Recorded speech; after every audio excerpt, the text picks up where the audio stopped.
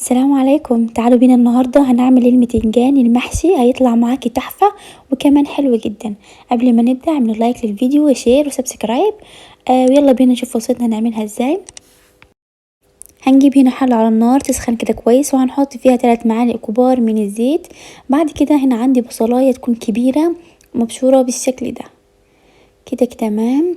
طبعا احنا هنسيبها تحمر معانا، تتبل كده تاخد لون ذهبي، ما تحمرش جامد.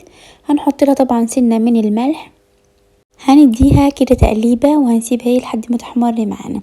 طبعا بعد ما حمرت معايا بالشكل شايفين اللون بتاعها ذهبي فاتح. بعد كده هنا عندي شفشق من عصير الطماطم يكون ضربها كده كويس الخلاط، وهنسيبها لحد ما تتسبك معانا بالشكل ده كده تمام. بعد كده هننزل هنا بكوبايتين من الرز، هنديها كده تقليبة. بعد كده هننزل هنا بالخضرة بتاعتنا، حزمة من الكزبرة والبقدونس والشبت، هنضربيهم كده كويس في الكبة كده تمام.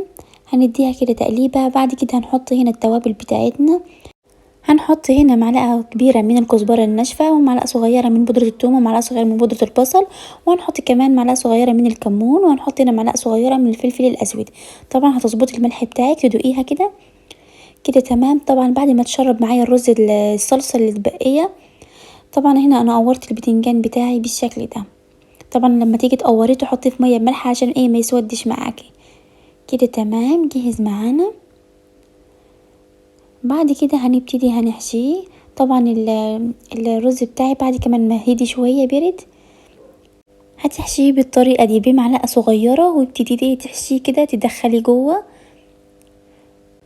كده تمام. ما تحشيهاش للاخر، هتسيبي كده قد عقلة صباع علشان لسه الرز هيستوي معاكي كده حلوة جدا. طبعا هتعملي الكمية كلها بتاعتك بنفس الطريقة دي كده تمام.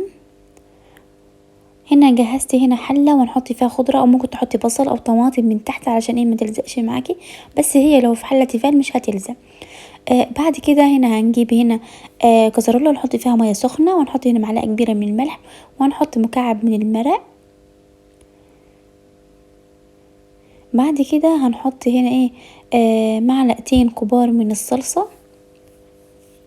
بالشكل ده. بعد كده هنسقي هنا البتنجان بتاعنا، هتحطي طبعا نص الحلة ما تعبيهاش للاخر، وهنسيبه كده يستوي على النار كده تمام. شايفين بعد ما استوى معايا وتشرب كمية الشوربة اللي احنا حطيناها، هنسيبه كده يهدى شوية كمان.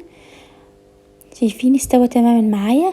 اول ما تبتدي تستوي الرزة معاكي يبقى خلاص كده البتنجان استوى معاكي، او اي نوع محشي.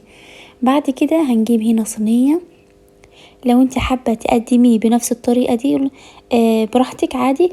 لو حابة كده تحمريه شوية كده في الفرن ياخد لون كده جميل معاكي، برضو الاختيار لي. انا حبيت هنا ان انا اشوحه شوية كده على الفرن، هحطه تحت الشواية ياخد لون جميل كده، وبنفس الوقت يديكي طعم حلو كده تمام. حطيت الكمية كلها بتاعتي. بعد كده هنحط هنا معلقة من الزيت على الوش كده، وفرن سخن وتحت الشواية بقى. وبعد كده اول ما يحمر معاكي هتطلعيه كده حلو جدا. شايفين اخد لون جميل جدا تحت الشواية. وبعد كده هتقدميه بألف هنا وشفا، تقدميه بالطريقة براحتك. وكمان البتنجان الاسود بنفس الطريقة هتعمليه نفس الخطوات. انا هنا عندي اولادي ما كانوش بيحبوا البتنجان الابيض، بس لما عملته بالطريقة دي حبوه جدا. كده خلاص خلصنا وصفتنا النهاردة. اتمنى الفيديو يكون عجبكم، ما تبخلوش على تعملوا لايك وشير وسبسكرايب للقناة. والسلام عليكم ورحمة الله وبركاته.